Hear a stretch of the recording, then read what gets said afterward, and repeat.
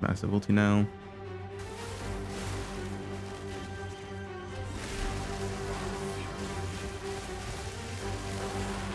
I mean, good enough, I guess.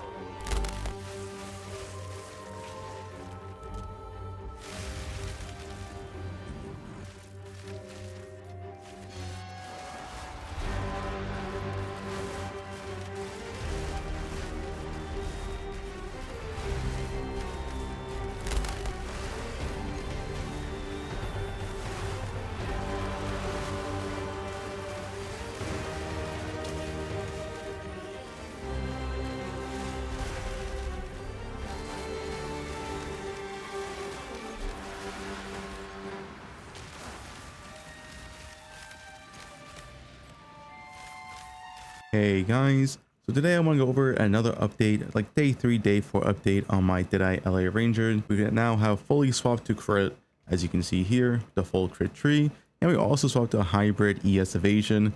I'll go everything in this video, like when you should swap to crit, when you should swap to hybrid evasion ES, and all that in this video. And also, first things first, I also did update the Moelytics guide. So I upgraded the crit endgame, and I also added a non-crit hybrid endgame setup. Because you don't need to go crit, you can clear this whole game as non-crit. The power level of this build is extremely high. In fact, I did Zesh 4 as non-crit. It's completely viable for all content. You can do the Uber Arbiter as well as non-crit. Crit is just a little bit better endgame, but it's also a lot more expensive. So I'll go over that in this video. So the first things first is, why are we going hybrid now? You know, is evasion bad? Deflection, all that. The thing is, Energy Shield is just extremely overpowered in this game, and this patch did not touch Energy Shield whatsoever, at least for this type of build. We still have an extremely high evasion chance. So as you can see here, 66% chance to evade in hideout. So we obviously get more when we stack up Tailwind. This gives 150% increased evasion. We go all the way up until 74% with 27k flat evasion. That is quite a bit.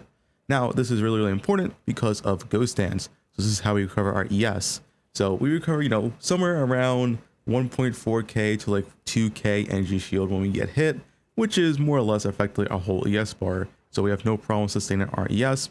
The only thing you can't sustain against is heavy dots like ground degen or like poison or something. But yeah, besides that, besides some degen, this fully sustains you. It's extremely strong. So you still stack full evasion. You have a full high evasion chest. You have evasion gloves or hybrid gloves and hybrid boots with a pure ES helmet, which is also kind of an evasion helmet because you anoint subterfuge mask, which gives you 2 evasion per 1 ES. So you get like 900 to 1k evasion from your helmet as well, giving this really high evasion number. And then of course you grab all the hybrid nodes, so you're still stacking, you know, evasion, right? And despite all of this, and despite dropping every single deflect node on the tree, as you can see here, I have a single deflect node on my skill tree. I dropped all the other ones that I was grabbing earlier. I still have 49% chance to deflect. And, you know, with Tailwind stacks, that goes up to roughly, what, 57% chance to deflect. Before, I only had like 65 to 70%, but I didn't even lose that much deflection chance. And that's the whole reason why I went for this setup. You know, I invested fully into deflect, expecting it to be better.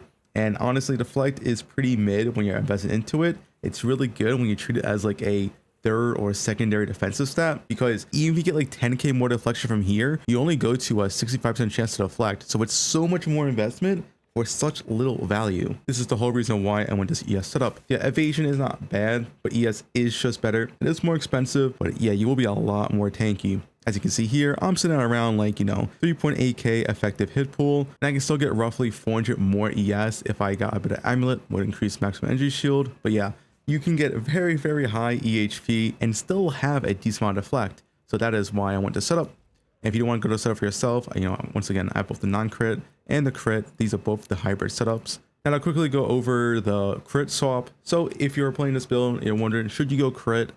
You do eventually, but it does require a lot of currency and a lot of good gear. Mainly, you need a crit bow. As you can see here, this bow has tier 3 crit on it. Ideally, you probably would want tier 3 or better crit.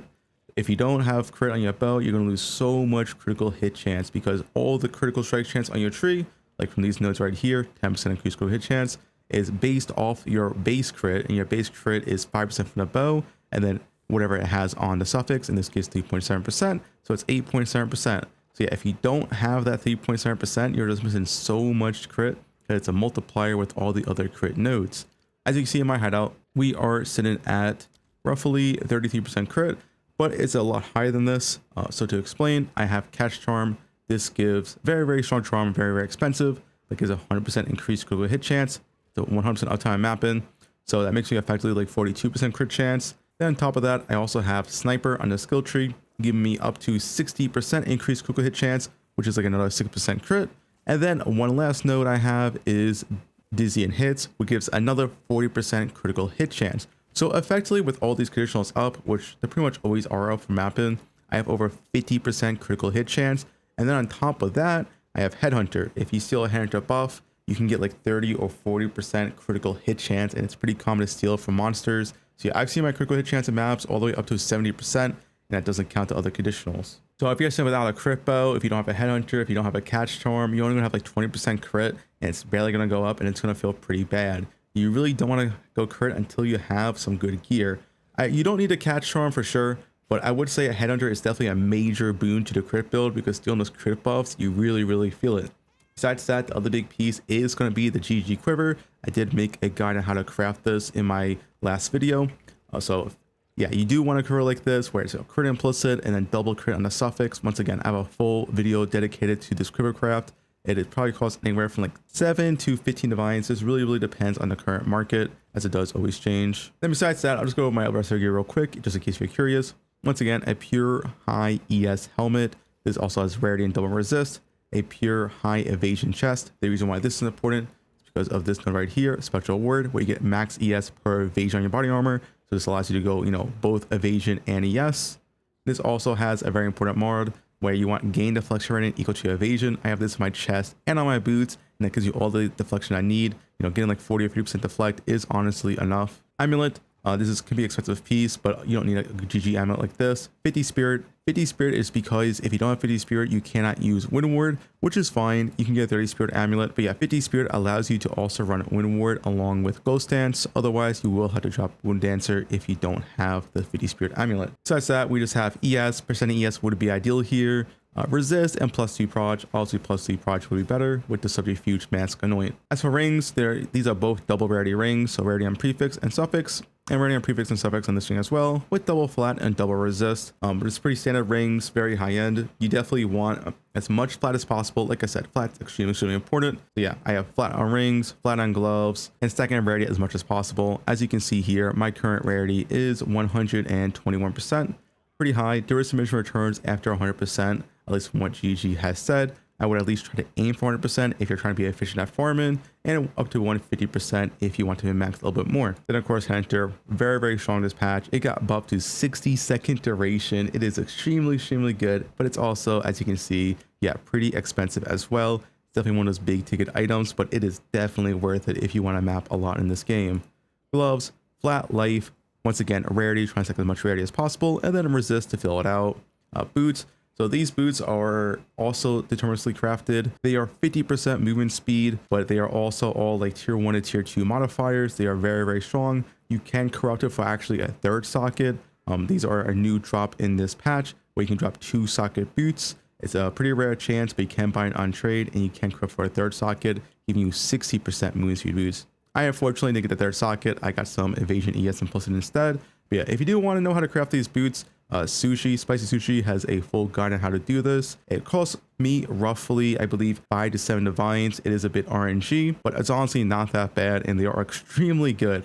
Speed matters the most in PoE, and yeah, this gives you 50% increased movement speed, which is absolutely insane. And as you can see here, we are 93% move speed, and with full tailwind stacks, we go all the way up to 102% move speed, and then go up to 115% move speed with the Spirit of the Cat. This gives me 15% increased movement speed. So yeah, I'm 115% movement speed in the maps practically all the time, and then Headhunter buff on top of that can give you even more movement speed.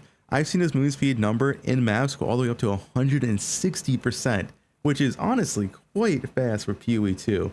And yeah, as you can see, my tree is full movement speed as well. I took every single movement speed node because at the end of the day, PoE 2, you just need to go fast. We took movement speed here, all these movement speed nodes, this one, these new ones, and I think that's about it. Yeah, so I took every single movement speed node I could. I guess this one is also one you could take, but this path is usually pretty bad. Yeah, movement speed is king of the game, especially in the end game when you have enough damage to start one-shot everything. You know, I probably saw in the previous clip, I did just instantly kill Zesh 4. I don't really need that much more damage. I was able to build it, but yeah, movement speed is king. As for my bow, I already went over this, but if you are curious, it is 332 DPS. It has 2 +1 arrows from the runes. So it's a 3 arrow bow. So I'm shooting 5 arrows. I'm getting 1 from my ascendancy right here. And of course, 1 from the implicit and then 2 from the runes. Give me 5 total arrows, which is honestly extremely nice for map clear. I've had this bow for like 2 days now. I definitely need to upgrade it soon, like a 400 plus DPS bow, but it does serve me quite well and is quite effective. As for the jewels real quick, this is not in the guide because it is quite expensive, but I do have this new, like, I would say best in slot combo where you have Against the Darkness damage as extra with the new Walker of the Wild's Keystone, 1 with nothing. It's a pretty high-end and expensive combo, but it's also quite insane as you can see. This Against the Darkness is into 1, 2, 3, 4, 5 nodes. If you want, you could click this for a 6 node. I probably will click this when I get a double as extra. So yeah, it's just absolutely insane value, and all these nodes are extremely good. This node, very efficient evasion deflection node. This is 40% increased critical hit chance, 40% increased damage, and this is 8% as extra fizz. So very, very good spot. It's probably definitely the new best in slot area to put your Against the Darkness and 1 with nothing, assuming you come over here for the crit reel. Then besides that, yeah, pretty stock standard tree. I've used this like last league in the league before, where you just go all around, grab all the ES nodes, hybrid nodes, and the efficient damage nodes. Then real quick, just go to gems real quick. So line arrow, we have martial tempo, or rapid attacks is called this patch. You don't want rapid attacks 3 because rapid attacks 3 gives you a downside of 50% less damage. So you go rapid attacks 2. Elemental armaments, 25% more damage, you know, pretty self-explanatory. Innervate, 25% damage is extra lightning damage. We use this to beef up both our lightning rod and our Herald of Thunder. So yeah, that's why we have it on lightning arrow. It's 100% uptime during mapping, and it's just extra damage for both your clear and your single target. Stoicism, new support this patch, very, very strong at Roa. Essentially, what this does, it gives you 20% more damage unconditional, just all the time. The bonus resets only if you dodge roll, but you're on a Roa, so you never dodge roll. Pretty free to use this gem. Then the last one, the new gem, Rakiata's Flow. Hits with supportive skills treat enemies monster resistance as inverted. Essentially what this means, you don't need any pen or any elemental resist in your build whatsoever. It's extremely, extremely strong and allows you to be a lot more efficient, as you don't need to grab pen nodes anymore, right? You don't need to grab Forces of Nature. You don't need to come over here and grab like Exposed to the Storm. You don't need to grab Primal Sunderin. It just makes the tree a lot more efficient. You can only have one of these on, so what I like to do is put Rakiata's Flow on my lightning arrow for clear. And if I'm doing a pinnacle boss or something of that nature, then I'll swap it with the lightning pen in my lightning rod and put in the lightning rod because this is all your boss damage. Then for lightning rod, we have Conk Effect, Elemental Armament, Stoicism, Deliberation, and lightning pen. Conk Effect or Area Effect here is fine. Area Effect is better for map clear if you're on a weaker side and you need lightning rods to clear packs. I'm at the point where I'm so strong where I can only use lightning rod for the entire map, and I can clear the entire map even for rares. If you're at the point where you still need a lightning rod for map clear, then feel free to put a magnified effect. Freezing Salvo, I don't use this. I just have this so I can put a placeholder mag effect in here. That is it. Herald of Thunder, Elemental Armaments, Legend Attunement, Elemental Focus. Elemental Focus is fine here because Herald of Thunder cannot apply shock anyway, so this really just has no negative. Lightning Pen, because we took no pen at tree, and we are using Rakiata's on our main skill, so we need some pen somewhere. And then this new support gem, the Alice Desire. Quite expensive, but it's also quite nice. It gives you +1 skill level and 10% quality. The quality on Herald of Thunder makes it last for 1 extra attack. So yeah, not needed whatsoever. You could just go to a damage gem here instead, or magnified effect, but I got it. But I feel like this is probably the most value gem. The +1 level and quality is pretty nice on Herald of Thunder. Ghost Dance with Compressoration essentially gives you charges at a faster rate. Barrage with Rapid Casting, cooldown recovery, and efficiency 2, just for less mana cost. Roa with Brutus Brain, Loyalty, and Minion Mastery. Brutus Brain essentially just makes your Roa immune to damage. So overall pretty nice, and it does not have a negative effect with Inspired Ally. I got this question quite a bit. This does say increased and reduction of companion damage also apply to you. But what's important here is the wording. This only says companion damage. This says minion damage, so there's 100% less damage does not apply to you. So this is completely free to use, and it just makes your Roa completely immune to damage. So if you ever jump off your Roa or whatever, it just won't die. You know, shot with prolonged duration, overabundance, Conk Effect, and efficiency. So Conk Effect is pretty nice. Now, the reason why Conquer Effect's pretty nice for tornado shot is that it makes the tornadoes spawn closer together. Slightly closer, it's not a big deal, but it is quite nice to have, especially on bosses. As you can see, they pretty much always spawn like right next to each other, which gives you that very, very nice like shotgun effect with rods and tornado shot. So yeah, I would recommend Conquer Effect. You don't need it, but it is definitely the best 5th link here. And then the last link, Wind Dancer with knockback. Once again, you can only use Wind Dancer if you have a 50 Spirit Amulet. Otherwise, you just have to take out Wind Dancer. Not a big deal. But yeah, I think that's mostly about it for the character. For mana sustain, I also get this question quite a bit. I just press my mana flask a lot. I have no issue whatsoever. I don't mind pressing this. I definitely had a lot of people complaining about mana sustain, and I just press my mana flask. Not much to it. I'm also getting at least 1 jewel with mana on kill. I do have one and I do use it. I think it's somewhere over here. 2% of mana on kill. This also does help if you want even more mana sustain. You don't want to press the mana flask.